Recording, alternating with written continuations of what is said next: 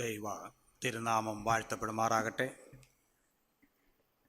ഏകദേശം ഒരു വർഷത്തിന് ശേഷമാണ് ഞാൻ ഇപ്രകാരം ഇവിടെ കടന്നു വരുന്നത്. കഴിഞ്ഞ വർഷം കടന്നു വന്നതും ഇതുപോലെ ഒരു കോട്ടേജ് മീറ്റിങ്ങിൽ സംബന്ധിക്കുവാനാണ്. പ്രിയ ജെയിംസ് ഒറി സാറിൻ്റെ കുടുംബത്തിൻ്റെ ആഭിമുഖ്യത്തിൽ നടന്ന കോട്ടേജ് മീറ്റിംഗ്.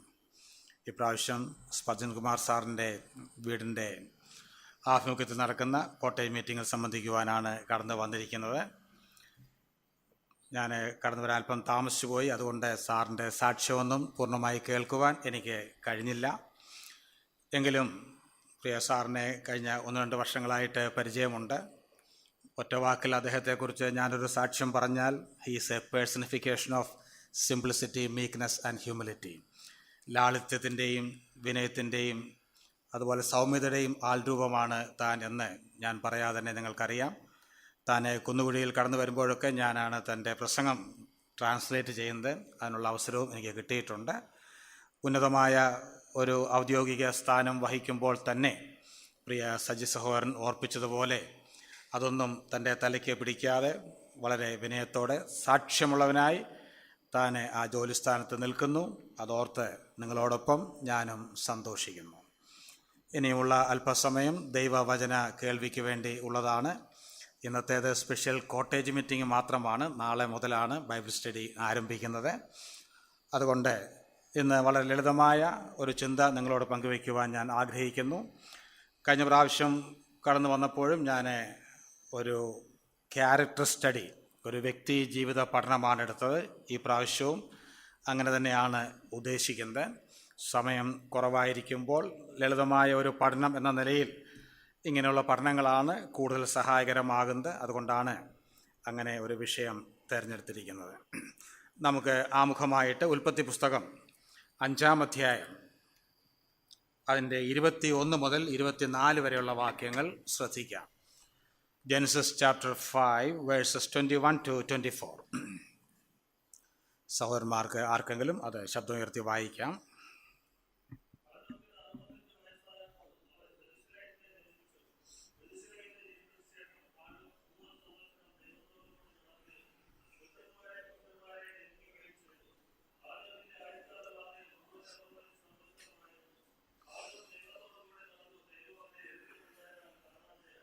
നാം വായിച്ചു കേട്ട തിരുവെഴുത്തിൽ കൂടെ ദൈവം തൻ്റെ പരിശുദ്ധാത്മാവിനാൽ നമ്മോട് ഓരോരുത്തരോടും സംസാരിക്കുമാറാകട്ടെ.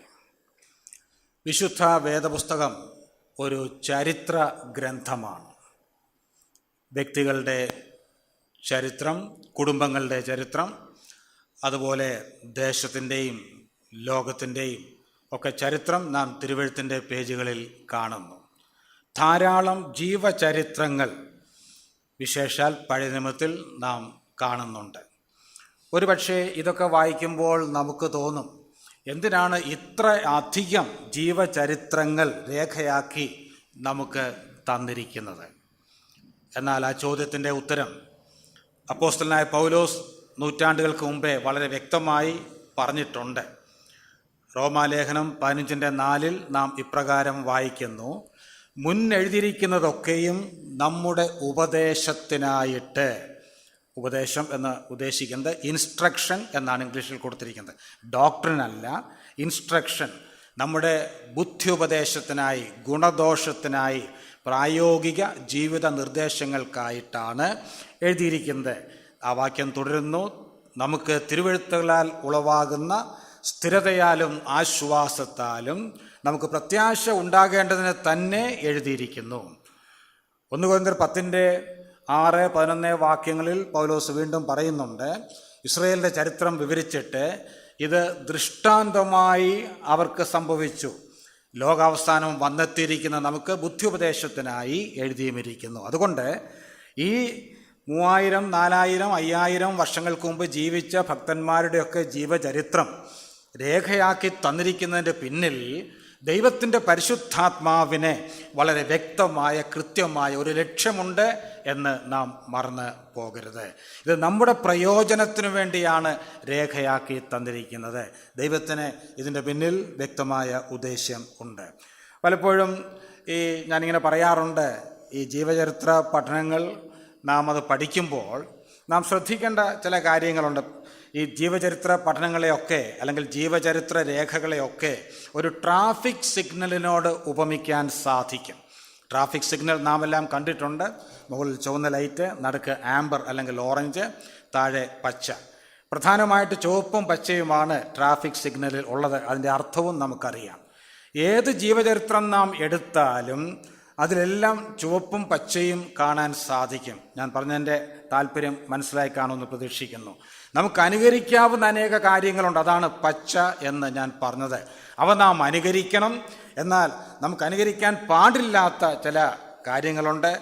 ഏതു ഭക്തൻ്റെ ജീവിതം എടുത്താലും അവരുടെ ജീവിതത്തിൽ സംഭവിച്ച പല വീഴ്ചകൾ, പരാജയങ്ങൾ, പോരായ്മകളൊക്കെ ദൈവത്തിൻ്റെ പരിശുദ്ധാത്മാവ് അതൊന്നും മൂടി വയ്ക്കാതെ കൃത്യമായി രേഖപ്പെടുത്തി തന്നിട്ടുണ്ട്. അത് നാം അനുകരിക്കാൻ പാടില്ല. ചിലപ്പോഴെങ്കിലും ഈ ജീവചരിത്രങ്ങളെ ആളുകൾ മിസ്യൂസ് ചെയ്യാറുണ്ട്, ദുരുപയോഗം ചെയ്യാറുണ്ട്. ചിലരൊക്കെ ഇങ്ങനെ പറഞ്ഞ് ഞാൻ കേട്ടിട്ടുണ്ട്, അബ്രഹാം പോലും നുണ പറഞ്ഞില്ലേ, ദാവീദിന് പോലും വീഴ്ച സംഭവിച്ചില്ലേ. ഇങ്ങനെ പറയുമ്പോൾ പറയുന്നവർ എന്താണ് ഉദ്ദേശിക്കുന്നത് നമുക്കെല്ലാം അറിയാം അല്ലേ? അതിൻ്റെ ധ്വനി എന്താണെന്ന് നമുക്കറിയാം. അബ്രഹാം പോലും നുണ പറഞ്ഞെങ്കിൽ ഡാഷ് ഡാഷ്, അത്യാവശ്യം വരുമ്പോൾ എനിക്കും ഒരു നുണ പറഞ്ഞ് രക്ഷപ്പെടാം. അതിനുവേണ്ടി അല്ല അത് രേഖയാക്കി തന്നിരിക്കുന്നത്. ദാവീദിൻ്റെ ജീവിതത്തിലെ വീഴ്ച രേഖപ്പെടുത്തിയിരിക്കുന്നത് അത് നാം അനുകരിക്കുവാനല്ല. പിന്നെ എന്തിനാണ് ഈ ഭക്തന്മാരുടെ, ഉന്നതന്മാരായ ആളുകളുടെ ജീവിതത്തിലെ പരാജയങ്ങൾ ദൈവത്തിൻ്റെ ആത്മാവ് അത് മറച്ചു വയ്ക്കാതെ രേഖയാക്കി തന്നിരിക്കുന്നത്? അതിൻ്റെ ഉദ്ദേശം നമുക്കറിയാം.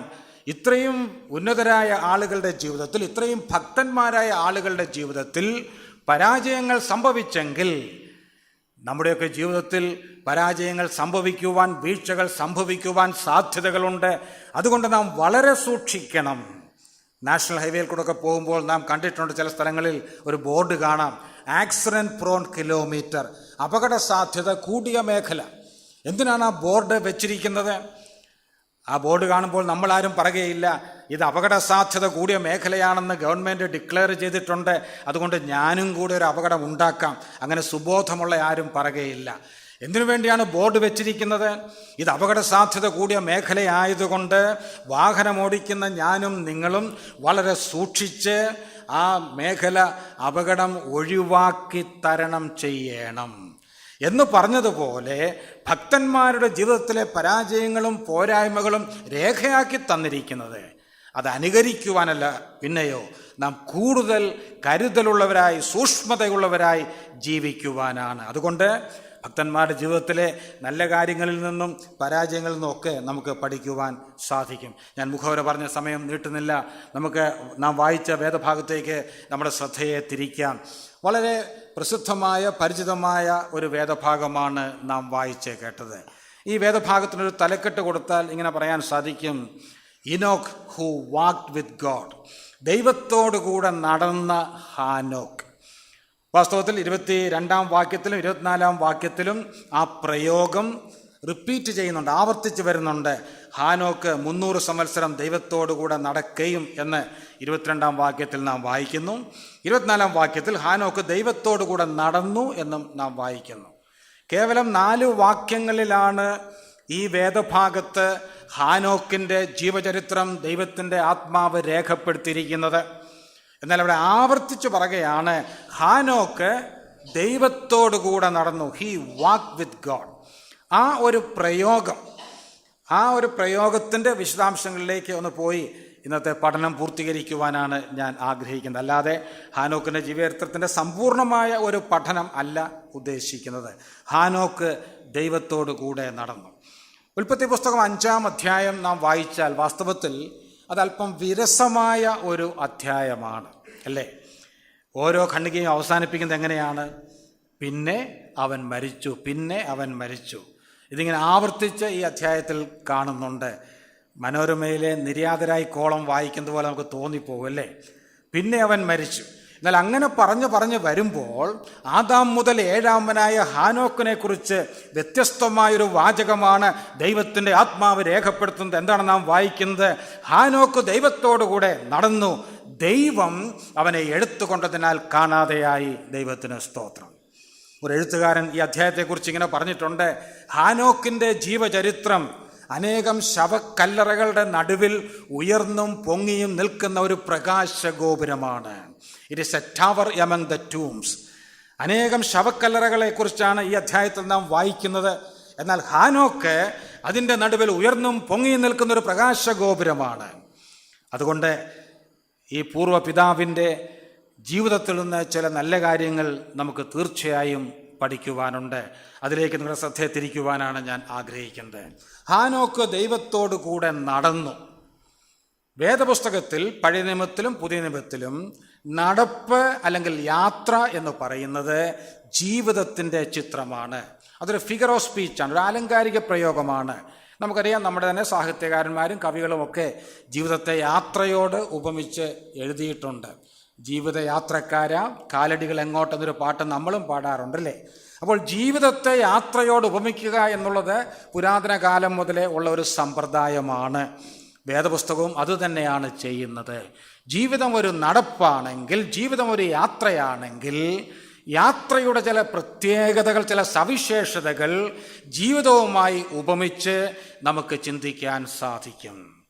എന്നാൽ ഇവിടെ ഹാനോക്കിൻ്റെ നടപ്പിൻ്റെ ഒരു പ്രത്യേകത, ഇതൊരു ഏകാന്ത പഥികൻ്റെ നടപ്പല്ല. ഹാനോക്ക് ഒറ്റയ്ക്ക് നടന്നു എന്നല്ല നാം വായിക്കുന്നത്. പിന്നെയോ ആരോടുകൂടെ ചേർന്ന് നടന്നു?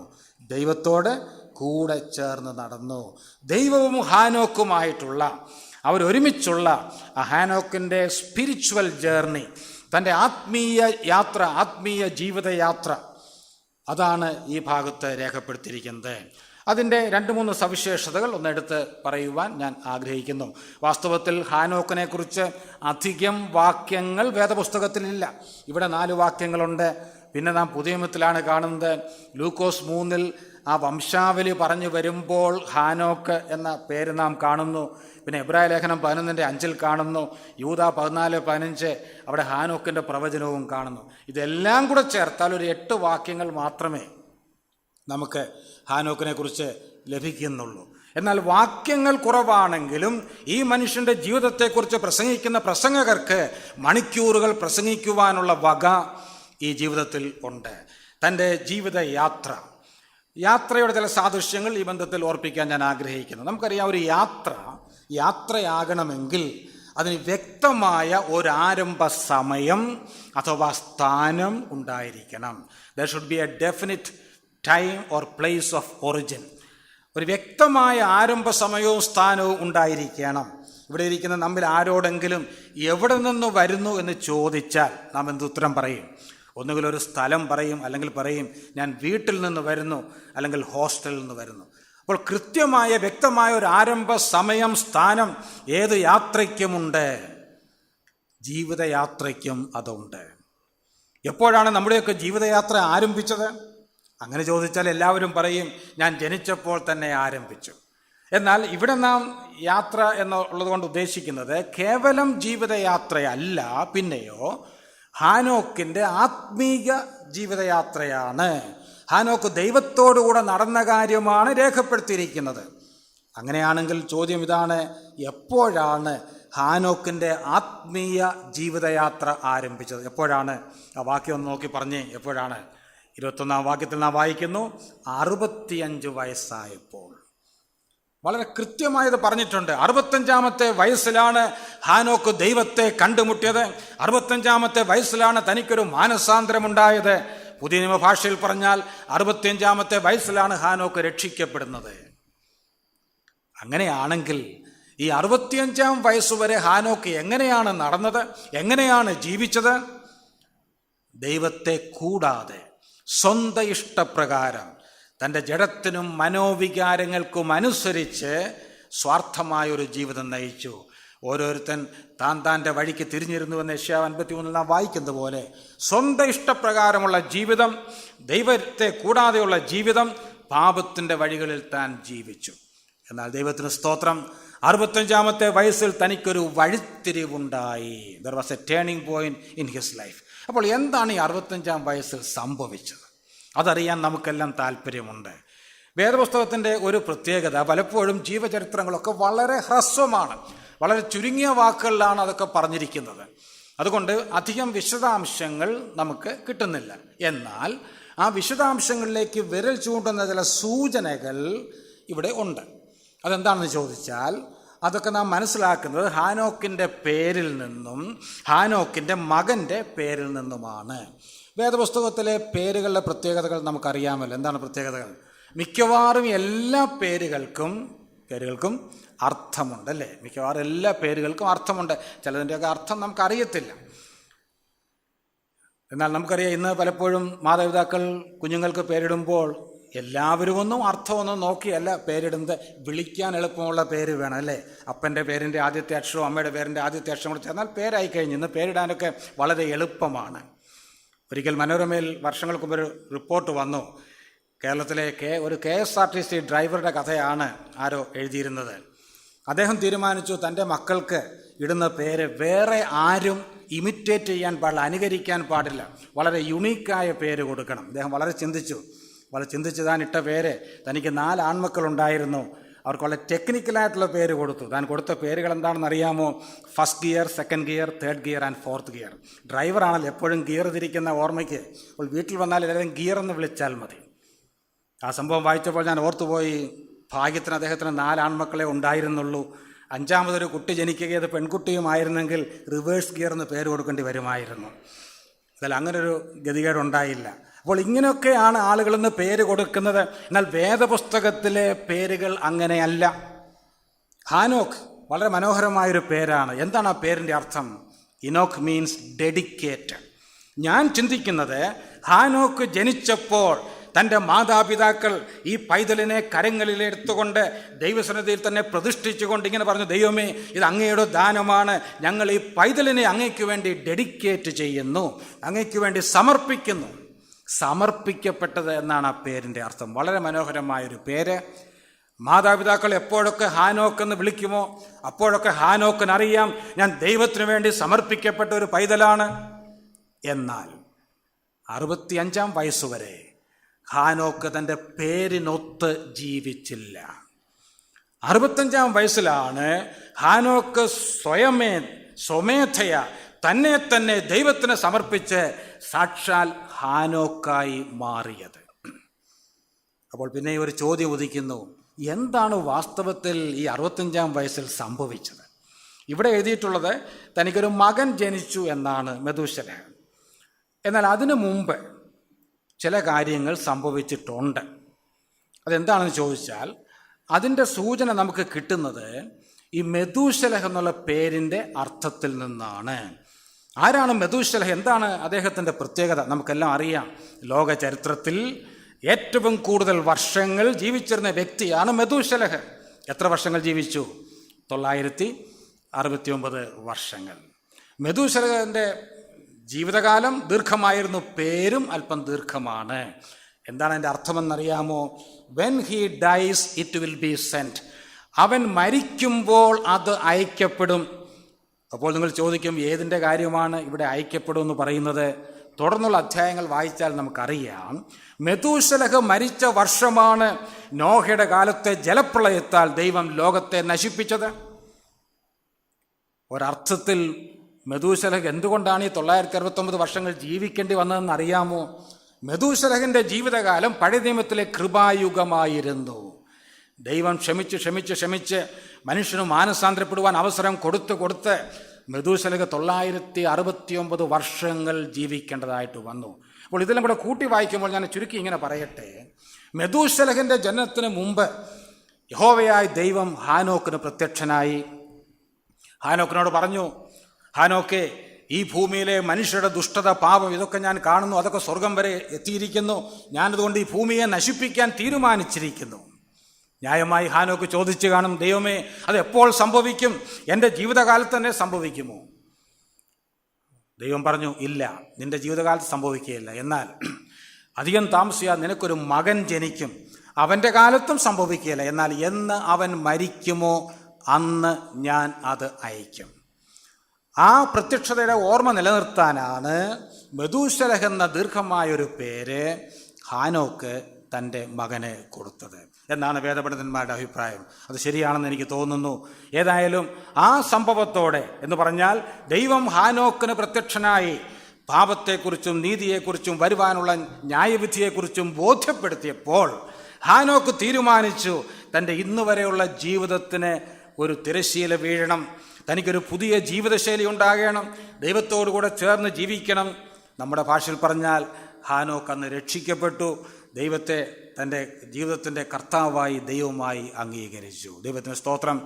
അങ്ങനെയാണ് തൻ്റെ ജീവിതം ആരംഭിച്ചത്. അങ്ങനെ ഒരു ഡെഫിനിറ്റ് ഒറിജിൻ, വ്യക്തമായ ഒരു ആരംഭ സമയം, ആരംഭ സന്ദർഭം ഹാനോക്കിൻ്റെ ജീവിതത്തിനുണ്ടായിരുന്നു. ഇന്ന് എന്നെ കേൾക്കുന്ന പ്രിയപ്പെട്ടവരെ, ഇന്ന് എന്നെ കേൾക്കുന്ന എല്ലാവരും രക്ഷിക്കപ്പെട്ടവരാണ് ഞാൻ ചിന്തിക്കുന്നു. അല്ലാത്ത ആരെങ്കിലും ഉണ്ടെങ്കിൽ നിങ്ങൾ യേശു ക്രിസ്തുവിനെ നിങ്ങളുടെ ജീവിതത്തിൻ്റെ ഏക രക്ഷിതാവും കർത്താവുമായി ഇന്ന് രാത്രിയിൽ സ്വീകരിക്കണം. അങ്ങനെ ചെയ്യുന്നത് വരെ നിങ്ങളുടെ ജീവിതയാത്ര ആരംഭിച്ചിട്ടില്ല. ഹാനോക്കിന് ദൈവം അങ്ങനെ ഒരു ഭാഗ്യം കൊടുത്തു. അങ്ങനെ ഹാനോക്ക് ദൈവമകനായി തീർന്നു. അതാണ് ഒന്നാമത് നമുക്ക് ഇതിൽ നിന്ന് പഠിക്കാൻ കഴിയുന്നത്. വീണ്ടും നമുക്ക് ആ യാത്രയുടെ അല്ലെങ്കിൽ നടപ്പിൻ്റെ ഉപമയിലേക്ക് പോകാം.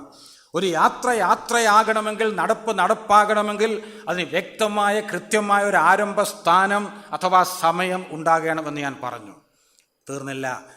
യാത്ര സഫലമാകണമെങ്കിൽ there should be a definite goal, വ്യക്തമായൊരു ലക്ഷ്യസ്ഥാനവും അതിനുണ്ടാകണം. ഹാനോക്കിൻ്റെ ജീവിതത്തിനൊരു ലക്ഷ്യം ഉണ്ടായിരുന്നു. അതെങ്ങനെ അറിയാമെന്ന് ചോദിച്ചാൽ അതിവിടെ പറഞ്ഞിട്ടില്ല.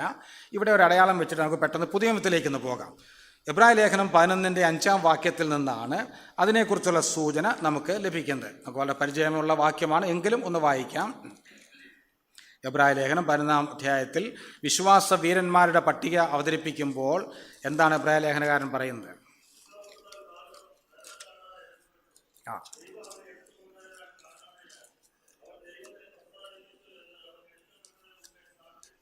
അവിടെ ശ്രദ്ധിക്കേണ്ട ചില കാര്യങ്ങളുണ്ട്. വിശ്വാസത്താൽ ഹാനോക്ക് മരണം കാണാതെ എടുക്കപ്പെട്ടു. അവൻ ദൈവത്തെ പ്രസാദിപ്പിച്ചു എന്ന് അവൻ എടുക്കപ്പെടുന്നതിന് മുമ്പേ സാക്ഷ്യം പ്രാപിച്ചു. അവസാന ഭാഗം, അവൻ ദൈവത്തെ പ്രസാദിപ്പിച്ചുവെന്ന് അവൻ എടുക്കപ്പെടുന്നതിന് മുമ്പേ സാക്ഷ്യം പ്രാപിച്ചു. അതിൽ നിന്ന് എന്താണ് മനസ്സിലാക്കാൻ കഴിയുന്നത്? ഹാനോക്ക് ദൈവത്തോടു കൂടെ ചേർന്ന് ഒരു ജീവിതയാത്ര, ആത്മീയ യാത്ര ആരംഭിച്ചു എന്ന് മാത്രമല്ല, അവൻ്റെ ജീവിതത്തിനൊരു വ്യക്തമായ ലക്ഷ്യമുണ്ടായിരുന്നു. അതെന്താണ്? ദൈവത്തെ ഏത് വിധേനയും പ്രസാദിപ്പിക്കുക, ദൈവത്തെ പ്രസാദിപ്പിക്കുക. ആ ലക്ഷ്യത്തോടെയാണ് ഹാനോക്ക് ഈ ഭൂമിയിൽ തുടർന്നുള്ള 300 വർഷങ്ങൾ ജീവിച്ചത്. അതുകൊണ്ടാണ് ഇവിടെ നാം വായിക്കുന്നു, അവൻ എടുക്കപ്പെടുന്നതിന് മുമ്പേ ദൈവത്തിൽ നിന്നൊരു സർട്ടിഫിക്കറ്റ് ഓഫ് അപ്രൂവൽ, ഒരു അംഗീകാരപത്രം, സാക്ഷ്യപത്രവും തനിക്ക് ലഭിച്ചു. എന്താണ് സാക്ഷ്യപത്രം? അവൻ ദൈവത്തെ പ്രസാദിപ്പിച്ചു. ഒരുപക്ഷെ ഇത് വായിക്കുമ്പോൾ ഒരു ചെറിയ സാക്ഷ്യമായിട്ട് നമുക്ക് തോന്നും. പ്രിയപ്പെട്ടവരെ, ഇത് വളരെ വളരെ പ്രധാനപ്പെട്ട ഒരു കാര്യം തന്നെയാണ്. വാസ്തവത്തിൽ ദൈവം മനുഷ്യനെ സൃഷ്ടിച്ചത് തന്നെ ദൈവത്തെ പ്രസാദിപ്പിച്ച ഈ ഭൂമിയിൽ ജീവിക്കുക എന്ന ഏക ലക്ഷ്യത്തോടെയാണ്. എന്നാൽ ആദാമും ഹവ്വായും അതിൽ പരാജയപ്പെട്ടു. തുടർന്ന് വന്ന മാനവരാശിയും അതിൽ ഏറെക്കുറെ പരാജയപ്പെട്ടു. എന്നാൽ അവിടെയും ഇവിടെയും ചിലരെക്കുറിച്ച് വേദപുസ്തകം സാക്ഷ്യം പറയുന്നു, അവർ ദൈവത്തെ പ്രസാദിപ്പിച്ചു. ദൈവത്തെ പ്രസാദിപ്പിച്ചു എന്ന് ദൈവം സാക്ഷ്യം പറഞ്ഞ ആദ്യത്തെ വ്യക്തിയാണ് ഹാനോക്ക്. ദൈവത്തെ പ്രസാദിപ്പിക്കുക എന്ന് പറഞ്ഞാൽ ദൈവത്തിൻ്റെ ഹൃദയത്തെ സന്തോഷിപ്പിക്കുക, ദൈവത്തിന് ഇഷ്ടമുള്ള കാര്യങ്ങൾ ചെയ്യുക. നമ്മുടെ കർത്താവിനെക്കുറിച്ച് തൻ്റെ സ്നാനസമയത്ത് സ്വർഗത്തിൽ നിന്നൊരു സാക്ഷ്യം ഉണ്ടായി. എന്താണെന്ന് നമുക്കറിയാം. മത്തായി 3 നാം വായിക്കുന്നു, യവൻ എൻ്റെ പ്രിയപുത്രൻ, യവനിൽ ഞാൻ നന്നായി പ്രസാദിച്ചിരിക്കുന്നു. ഇംഗ്ലീഷിൽ അങ്ങനെയാണ് കൊടുത്തിരിക്കുന്നത്. I am well pleased in him. ഞാൻ നന്നായി പ്രസാദിച്ചിരിക്കുന്നു. ദൈവത്തിന് വളരെ പ്രാധാന്യമുള്ള വിഷയമാണ് ദൈവത്തിൻ്റെ മക്കൾ ദൈവത്തെ പ്രസാദിപ്പിക്കണം എന്നുള്ളത്. ആ വിഷയത്തിൽ ഹാനോക്ക് വിജയിച്ചു. ശ്രദ്ധിക്കേണ്ട ഒരു കാര്യം, അവൻ ഈ ഭൂമിയിൽ ജീവിച്ചിരുന്ന കാലത്ത് തന്നെ അങ്ങനെ ഒരു സാക്ഷ്യം പ്രാപിക്കുവാൻ ഇടയായി. അതിനും പ്രാധാന്യമുണ്ട്. എന്തുകൊണ്ടാണ് ഞാൻ അങ്ങനെ പറഞ്ഞത്? നമുക്കറിയാം, പലപ്പോഴും പലരും മരിച്ചു കഴിയുമ്പോൾ, ശവസംസ്കാര ശുശ്രൂഷ നടക്കുമ്പോൾ അവരെക്കുറിച്ച് വളരെ മഹത്തരമായ കാര്യങ്ങൾ എല്ലാവരും പറയും. കാരണം മരിച്ചവരെക്കുറിച്ച് നല്ല കാര്യങ്ങൾ പറയണമെന്നൊരു നാട്ടുനടപ്പുള്ളത് കൊണ്ട് ആ സമയത്ത് ആരും മോശമായ കാര്യങ്ങൾ പറയുകയില്ല. ജീവിച്ചിരിക്കുമ്പോൾ പല മോശമായ കാര്യങ്ങൾ പറയും, എന്നാൽ മരിച്ചു കഴിഞ്ഞാൽ മോശമായ ഒന്നും പറയുകയില്ല. ഇവിടെ എഴുതിയിരിക്കുന്നത് ഹാനോക്ക് മരിച്ച ശേഷം ശവസംസ്കാര ശുശ്രൂഷ നടത്തിയ ഏതോ പുരോഹിതൻ വന്ന് അവൻ ദൈവത്തെ പ്രസാദിപ്പിച്ചവനാണെന്ന് സാക്ഷ്യം പറഞ്ഞു എന്നല്ല, പിന്നെയോ താൻ ജീവനോടെ ഇരിക്കുമ്പോൾ തന്നെ സാക്ഷാൽ ദൈവം ഹാനോക്കിനെ കുറിച്ച് വളരെ ഉത്തമമായ ഒരു സാക്ഷ്യം പറഞ്ഞു. ഞാൻ പറഞ്ഞല്ലോ, ഈ മരിച്ചവരെക്കുറിച്ച് നല്ലത് പറയണം എന്നുള്ളതൊരു നാട്ടുനടപ്പാണെന്ന്. ഒരിക്കൽ ഒരു അച്ഛൻ ഇതിനെക്കുറിച്ച് തൻ്റെ ഒരു അനുഭവം ഇങ്ങനെ പങ്കുവെച്ചത് ഇങ്ങനെ പറഞ്ഞ് ഞാൻ കേട്ടിട്ടുണ്ട്. പലരും പറഞ്ഞ് കൈമാറി വന്ന ഒരു സംഭവമാണ്. അദ്ദേഹം പറയുന്നത്, തൻ്റെ ഇടവകയിലെ ഒരു മനുഷ്യൻ ഒരിക്കൽ മരിച്ചു. അദ്ദേഹം വല്ലപ്പോഴൊക്കെ പള്ളിയിൽ വരുന്ന ഒരു വ്യക്തിയാണ്. ഒരു വർഷത്തിൽ 2-3 പ്രാവശ്യം വരും. എന്നാൽ ആര് മരിച്ചാലും അച്ഛൻ്റെ ജോലിയാണ് അവരെ സംസ്കരിക്കുക എന്നുള്ളത്. അതിനും വലിയ ബുദ്ധിമുട്ടില്ല, എങ്ങനെയുള്ള ആളാണെങ്കിലും അവരത് ചെയ്യും. എന്നാൽ ഈ മനുഷ്യൻ്റെ സഹോദരൻ നാട്ടിലെ അറിയപ്പെടുന്ന ഒരു മാഫിയ ലീഡറാണ്, ഒരു ഗുണ്ടാ തലവനാണ്. അതുകൊണ്ട് ഇദ്ദേഹം മരിച്ചു കഴിഞ്ഞപ്പോൾ അന്ന് രാത്രിയിൽ ഈ മനുഷ്യൻ്റെ സഹോദരനായ ഈ ഗുണ്ടാ തലവൻ രാത്രിയിൽ അച്ഛൻ്റെ വീട്ടിൽ കയറി വന്നു. അല്പം ഒരസമയത്താണ് കയറി വന്നത്. പക്ഷെ അച്ഛൻ അറിയാം ഇദ്ദേഹം ആരാണെന്ന്. അദ്ദേഹം പറഞ്ഞു, അച്ചോ, എൻ്റെ സഹോദരനും നിങ്ങളുടെ ഇടവക അംഗവുമായ മിസ്റ്റർ ഡാഷ്, അദ്ദേഹം മരിച്ചു എന്നറിയാമല്ലോ. നാളെ അച്ഛനാണ് ശവസംസ്കാര ശുശ്രൂഷ നടത്തുന്നത്. ആ സമയത്ത് സാധാരണ അച്ഛനൊരു പ്രസംഗം ചെയ്യാറുണ്ടല്ലോ. അങ്ങനെ പ്രസംഗിക്കുമ്പോൾ എൻ്റെ ഈ സഹോദരൻ വലിയൊരു ഭക്തനായിരുന്നു എന്ന് മൈക്കിൻ്റെ മുമ്പിൽ അച്ഛൻ പരസ്യമായി പറയണം. അച്ഛൻ ആകപ്പാടെ വിഷമിച്ചു. അച്ഛൻ പറഞ്ഞു, അങ്ങനെ പറയാൻ അല്പം ബുദ്ധിമുട്ടുണ്ട്, കാരണം അദ്ദേഹത്തെ എല്ലാവർക്കും അറിയാം. അങ്ങനെ ഞാൻ പരസ്യമായി പറഞ്ഞാൽ നാട്ടുകാരുടെ മുമ്പിൽ ഞാനൊരു കള്ളനാകും. ഇദ്ദേഹം എഴുന്നേറ്റു, അല്പം ദേഷ്യപ്പെട്ട് പറഞ്ഞു, ഞാൻ പറയാനുള്ളത് പറഞ്ഞു, ഞാൻ പോകുകയാണ്, നാളെ രാത്രിയിൽ ഞാൻ ഇങ്ങോട്ടൊന്ന് വരുന്നുണ്ട് എന്ന് പറഞ്ഞു. അച്ഛൻ്റെ അവസ്ഥ നമുക്ക് ഊഹിക്കാമല്ലോ. അന്ന് രാത്രിയിൽ തിരിഞ്ഞും മറിഞ്ഞും കിടന്നിട്ട് അച്ഛൻ ഉറക്കം വരുന്നില്ല. ഉള്ള സത്യം പറഞ്ഞാൽ ഈ സഹോദരൻ പിണങ്ങും, പറയാതിരുന്നാലോ നാട്ടുകാരുടെ മുമ്പിൽ കള്ളനാകും. ഒടുവിൽ താൻ ഇലയ്ക്കും മുള്ളിനും കയറില്ലാത്ത ഒരു സൂത്രം കണ്ടുപിടിച്ചു. പിറ്റേ ദിവസം ശവസംസ്കാര ശുശ്രൂഷയായപ്പോൾ താൻ മൈക്കിൻ്റെ മുമ്പിൽ വന്ന് അല്പം ഉറച്ച് പറഞ്ഞു, ഈ മനുഷ്യൻ വലിയൊരു ഭക്തനായിരുന്നു. എന്നിട്ട് പെട്ടെന്ന് മൈക്ക് ഓഫ് ചെയ്തിട്ട് ഇങ്ങനെ പറഞ്ഞു, നമുക്കെല്ലാം പരിചയമുള്ള അവൻ്റെ സഹോദരനുമായി താരതമ്യം ചെയ്യുമ്പോൾ എന്ന് കൂട്ടിച്ചേർത്തു. അത് മൈക്ക് ഓഫ് ചെയ്തിട്ടാണ് പറഞ്ഞത്. അത് ഇടവക അംഗങ്ങളിലൊക്കെ കേട്ടു. വലിയ ഭക്തനായിരുന്നു, നമുക്കെല്ലാം പരിചയമുള്ള അവൻ്റെ സഹോദരനുമായി താരതമ്യം ചെയ്യുമ്പോൾ. നോക്കുക, ഈ അച്ഛന്മാർക്കും ഉപദേശിമാർക്കും വരുന്ന ഗതികേട് പലപ്പോഴും സാധാരണക്കാർ മനസ്സിലാകുന്നില്ല. ഞങ്ങളെയൊക്കെ പലപ്പോഴും പലയിടത്തും ചെന്ന് കഴിയുമ്പോൾ പെട്ടെന്ന് ഈ അനുസ്മരണം പറയുമ്പോഴൊക്കെ ഇങ്ങനെയുള്ള ബുദ്ധിമുട്ടൊക്കെ ഉണ്ടാകാറുണ്ട്. അത് ഓർത്തുകൊള്ളണം. അപ്പോൾ പലപ്പോഴും ഒരു പരിചയമില്ലാത്തവരെക്കുറിച്ചൊക്കെ അനുസ്മരണം പറയേണ്ടതായിട്ട് വരും. ഏതായാലും അങ്ങനെ ആരും അനുസ്മരണം പറഞ്ഞപ്പോൾ പറഞ്ഞ ഒരു സാക്ഷ്യമല്ല നാം ഇവിടെ വായിക്കുന്നത്. പിന്നെയോ ഹാനോക്ക് ജീവനോടെ ഇരിക്കുമ്പോൾ തന്നെ സാക്ഷാൽ ദൈവം ഹൃദയങ്ങളെയും അന്തരിന്ദ്രിയങ്ങളെയും അറിയുന്നവൻ, പരിശോധിക്കുന്നവൻ, ദൂരത്ത് വെച്ച് മനുഷ്യൻ്റെ നിരൂപണങ്ങൾ അറിയുന്നവൻ, സകലവും ആരുടെ മുമ്പിൽ നഗ്നവും മലർന്നതുമായി കിടക്കുന്നുവോ അങ്ങനെയുള്ള ദൈവം തന്നെ ഹാനോക്കിനെ കുറിച്ച് അനുഗ്രഹീതമായൊരു സാക്ഷ്യം പറഞ്ഞു, അവൻ എന്നെ പ്രസാദിപ്പിച്ചു.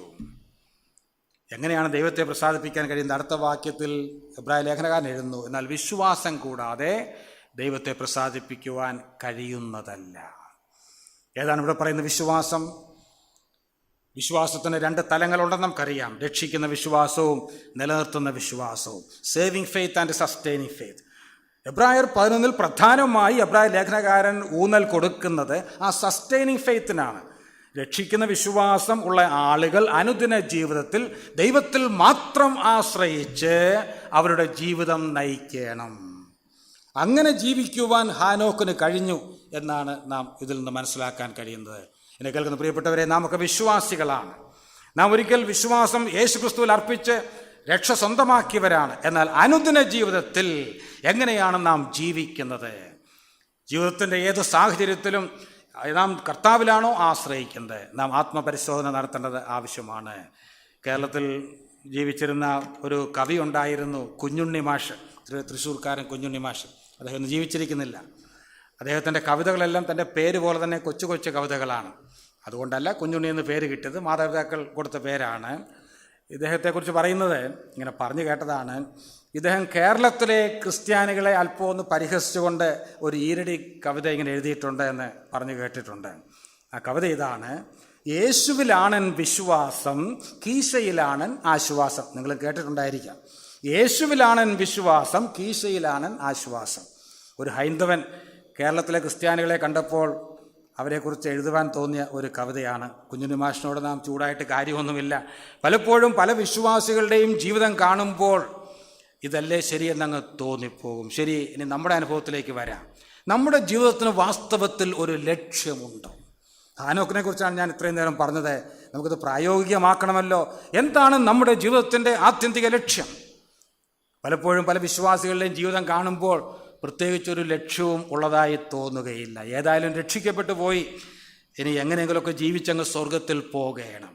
എന്നാൽ പ്രിയപ്പെട്ടവരെ, അങ്ങനെ ഒരു ലക്ഷ്യത്തിലേക്ക് വേണ്ടി അല്ല ദൈവം നമ്മെ വിളിച്ചിട്ടുള്ളത്.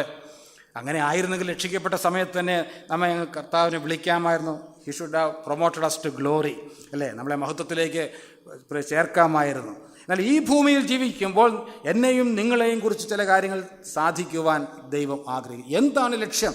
നമുക്കൊരു ലക്ഷ്യമുണ്ടോ? നാം ആത്മാപരിശോധന നടത്തേണ്ടത് ആവശ്യമാണ്. നമ്മുടെയും ലക്ഷ്യം എന്ന് പറയുന്നത് ഏതു വിധേനയും ദൈവത്തെ പ്രസാദിപ്പിക്കുക. അതാണ് 1 കൊരിന്ത്യർ 10:31 നാം വായിക്കുന്നു: നിങ്ങൾ തിന്നാലും കുടിച്ചാലും എന്തു ചെയ്താലും എല്ലാം കൊണ്ടും ദൈവത്തിൻ്റെ നാമത്തെ മഹത്വപ്പെടുത്തുക. We have to glorify God by all that we are and all that we do. നാം ആയിരിക്കുന്ന അവസ്ഥയിലും നാം ചെയ്യുന്ന കാര്യങ്ങളിൽ കൂടെയും ഏത് വിധേനയും എപ്പോഴും ദൈവത്തെ പ്രസാദിപ്പിക്കുക, ദൈവത്തിൻ്റെ നാമത്തെ മഹത്വപ്പെടുത്തുക. ആ ഒരു ലക്ഷ്യത്തിലേക്കാണ് ഓരോ ദിവസവും ഹാനോക്ക് നടന്ന് മുന്നേറിയത്. അത് നമ്മുടെയും ജീവിത ലക്ഷ്യമാകട്ടെ. ഒരു കാര്യം കൂടെ ഈ ബന്ധത്തിൽ ഹാനോക്കിൻ്റെ നടപ്പിനെക്കുറിച്ച് പറഞ്ഞ് ഈ ചിന്തയ്ക്ക് വിരാമം കുറിക്കുവാൻ ഞാൻ ആഗ്രഹിക്കുന്നു. ഞാൻ പറഞ്ഞു, നടപ്പ് എന്ന് പറയുന്നത് ജീവിതത്തിൻ്റെ ചിത്രമാണ്. ഒരു നടപ്പാകണമെങ്കിൽ, യാത്രയാകണമെങ്കിൽ, first of all there should be a definite place or time of origin. അതിന് വ്യക്തമായ ഒരാരംഭ സ്ഥലം, സമയം ഉണ്ടാകണം.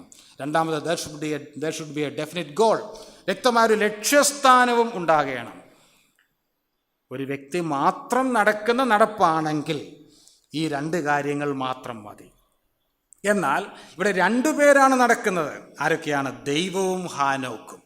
2 പേർ തമ്മിൽ ചേർന്ന് നടക്കുമ്പോൾ ഈ 2 കാര്യങ്ങൾ മാത്രം പോരാ, ഒരു കണ്ടീഷൻ കൂടെ ഫുൾഫിൽ ചെയ്യണം, ഒരു വ്യവസ്ഥ കൂടെ പാലിക്കണം. എന്താണത്? നമുക്കറിയാം, ഇന്നിപ്പോൾ ആരും അങ്ങനെ നടന്നു പോകുന്നില്ല. എല്ലാവരും വാഹനങ്ങളിലാണ് യാത്ര ചെയ്യുന്നത്. 2 പേർ തമ്മിൽ നടക്കുന്ന ഒരു നടപ്പിനെ കുറിച്ച് ചിന്തിക്കുക.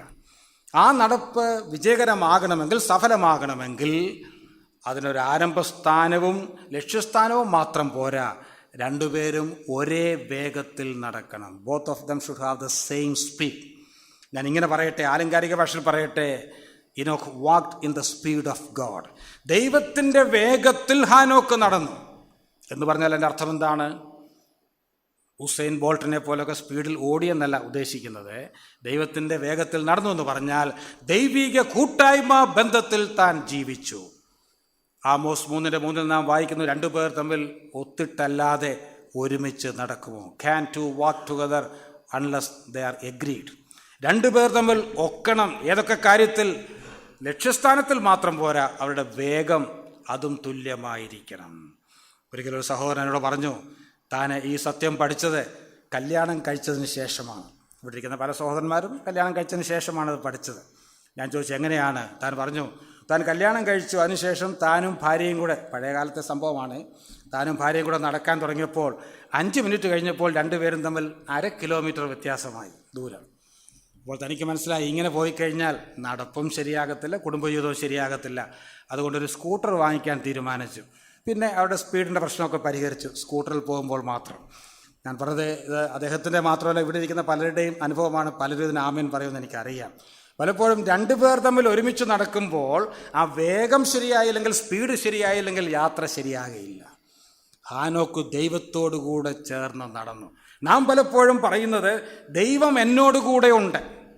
എന്നാൽ ഇവിടെ തിരിച്ചാണ് നാം കാണുന്നത്, ഹാനോക്ക് ദൈവത്തോടുകൂടെ ചേർന്ന് നടന്നു എന്ന് പറഞ്ഞാൽ ഹാനോക്ക് ദൈവത്തിൻ്റെ വേഗത്തിൽ നടന്നു, ദൈവീക കൂട്ടായ്മ ബന്ധത്തിൽ നടന്നു. There was an unbroken continual fellowship between God and Enoch.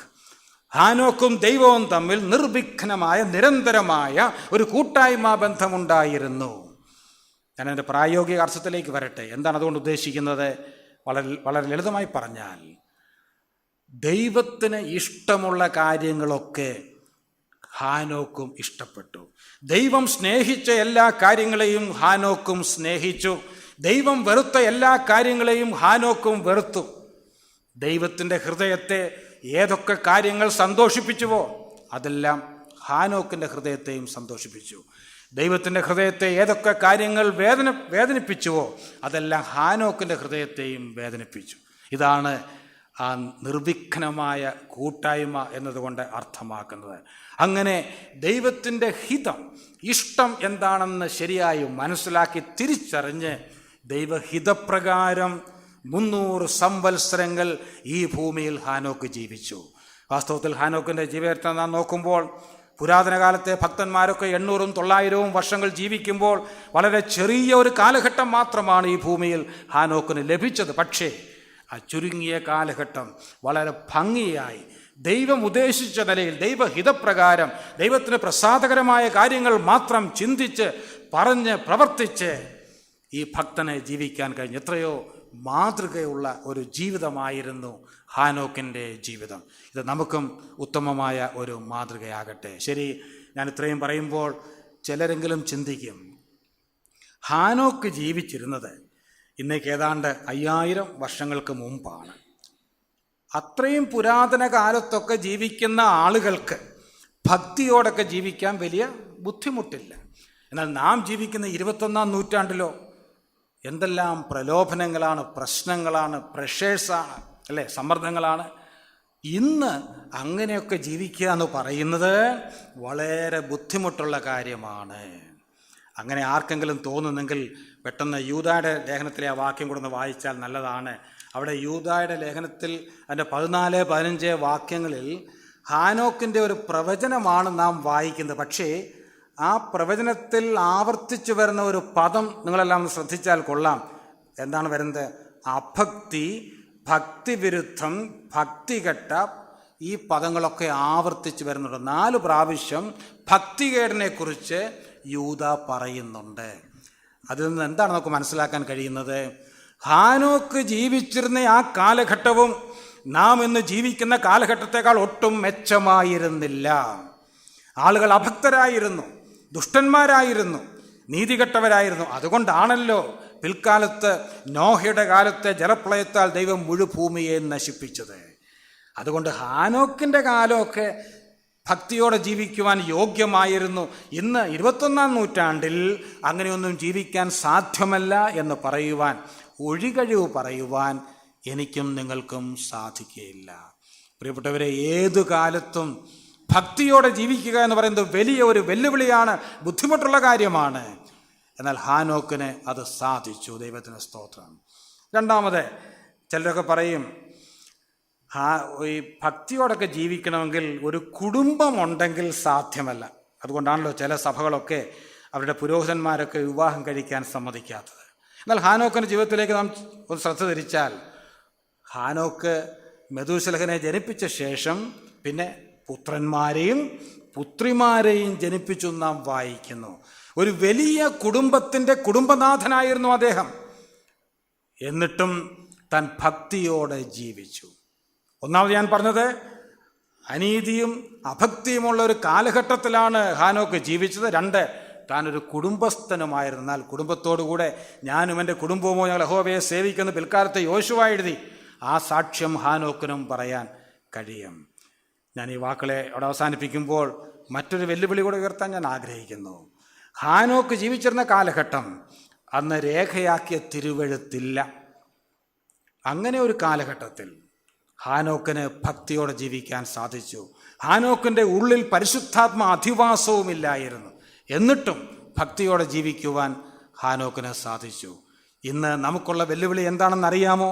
1 യോഹന്നാൻ 2:6 യോഹന്നാൻ അപ്പോസ്തലൻ എഴുതുന്നു, അവനിൽ വിശ്വസിക്കുന്നു അല്ലെങ്കിൽ അവനിൽ വസിക്കുന്നു എന്ന് പറയുന്നവൻ അവൻ നടന്നതുപോലെ നടക്കേണ്ടതാകുന്നു. ഹാനോക്ക് ദൈവത്തോട് കൂടെ ചേർന്ന് നടന്നു. എന്നാൽ നമുക്ക് പുതിയ നിയമ വിശ്വാസികൾക്കുള്ള വെല്ലുവിളി, കേവലം ദൈവത്തോടു കൂടെ ചേർന്ന് നടക്കുക എന്നുള്ളതല്ല, അതിലുപരിയായിട്ട് നമ്മുടെ കർത്താവ് നടന്നതുപോലെ നടക്കണം. അതാണ് നമ്മുടെ മുമ്പിലുള്ള വെല്ലുവിളി. ഇത് പറയുമ്പോൾ ചിലർക്കെങ്കിലും തോന്നും, അത് ആർക്കെങ്കിലും ഈ ഭൂമിയിൽ സാധ്യമാണോ? എന്താണ് അവിടെ ഉദ്ദേശിക്കുന്നത്? നമുക്കറിയാം, നടപ്പ് എന്ന് പറഞ്ഞാൽ നടക്കുമ്പോൾ നമ്മൾ വളരെ കോൺഷ്യസ് ആയിട്ട് ഓരോ സ്റ്റെപ്പും എടുത്തു വെച്ചാണ് നടക്കുന്നത്. കർത്താവ് നടന്നതുപോലെ നടക്കുക എന്ന് പറഞ്ഞാൽ in all our conscious actions we have to imitate Jesus Christ.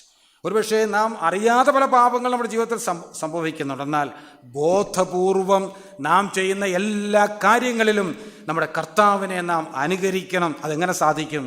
അതാണ് നാളെ ഞാൻ എടുക്കാൻ പോകുന്നത്. അത് പരിശുദ്ധാത്മ നിറവ് കൊണ്ട് മാത്രമേ സാധിക്കുകയുള്ളൂ. അതുകൊണ്ട് ആ വെല്ലുവിളി ഇന്ന് ഏറ്റെടുക്കാൻ നാം തയ്യാറാകണം. ഞാനിങ്ങനെ പറഞ്ഞ് അവസാനിപ്പിക്കട്ടെ. ഹാനോക്കിൻ്റെ കൈവശം രേഖയാക്കപ്പെട്ടൊരു ബൈബിൾ ഇല്ലായിരുന്നു. ഹാനോക്കിൻ്റെ ഉള്ളിൽ പരിശുദ്ധാത്മാവിൻ്റെ അധിവാസം ഇല്ലായിരുന്നു. ഹാനോക്കിന് ഇന്ന് നമുക്ക് ലഭ്യമായതുപോലെ കൂട്ടുവിശ്വാസികളുടെ ഒരു കൂട്ടായ്മ ഇല്ലായിരുന്നു, ഒരു സഭ ഇല്ലായിരുന്നു.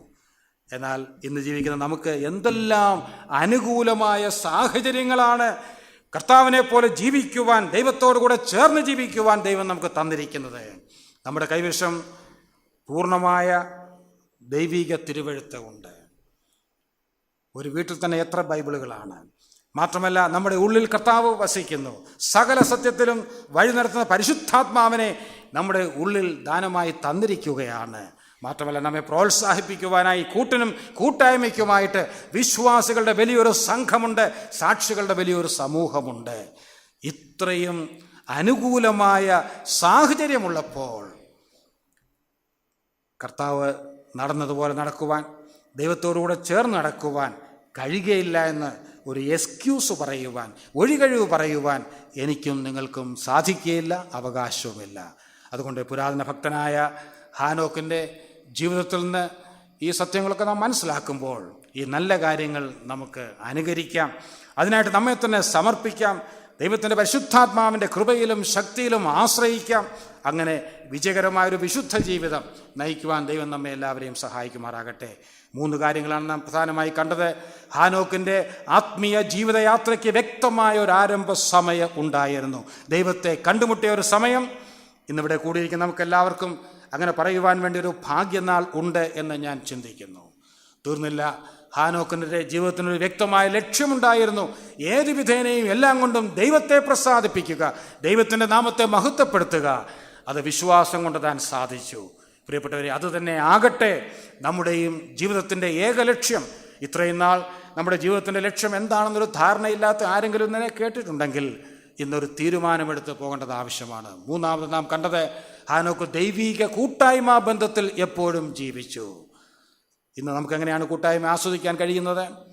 നാം പ്രാർത്ഥിക്കുമ്പോൾ നാം ദൈവത്തോട് സംസാരിക്കുകയാണ്. ദൈവവചനം വായിക്കുമ്പോൾ ദൈവം നമ്മോട് സംസാരിക്കുകയാണ്. ഇത് രണ്ടും കൂടെ ചേരുമ്പോഴാണ് കൂട്ടായ്മ ബന്ധത്തിൻ്റെ ആ വൃത്തം പൂർത്തിയാകുന്നത്. അതുകൊണ്ട് ആ നിലയിൽ ദൈവത്തോടുള്ള കൂട്ടായ്മ, കൂട്ടുവിശ്വാസികളോടുള്ള കൂട്ടായ്മ അതൊക്കെ പുലർത്തി വിജയകരമായ ഒരു ജീവിതം നയിക്കുവാൻ, ദൈവത്തോടുകൂടെ ചേർന്ന് ജീവിക്കുക മാത്രമല്ല, കർത്താവ് നടന്നതുപോലെ നടക്കുവാൻ ഒരു തീരുമാനമെടുത്ത് ഇന്ന് രാത്രിയിൽ നമുക്ക് മടങ്ങിപ്പോകാം. അതിനുവേണ്ടി ഇന്ന് കേട്ട ആലോചനയാൽ വചനം സംസാരിച്ച് എന്നെയും കേട്ട നിങ്ങളെയും ഒരുപോലെ ദൈവം സഹായിക്കട്ടെ എന്ന് പ്രാർത്ഥിച്ചുകൊണ്ടും ഇത്രയും നേരം എന്നെ കേട്ട എല്ലാവരോടുമുള്ള നന്ദിയെ പ്രകാശിപ്പിച്ചുകൊണ്ടും, വിശേഷാൽ ഈ സ്ഥലം സഭയോടും സ്പർജൻ കുമാർ സാറിനോടും ഒക്കെയുള്ള നന്ദിയെ പ്രകാശിപ്പിച്ചുകൊണ്ടും ഞാൻ എൻ്റെ വാക്കുകളെ ഉപസംഹരിക്കുന്നു. ദൈവനാമം ഇന്നും എന്നേക്കും വാഴ്ത്തപ്പെടുമാറാകട്ടെ. ആമേൻ.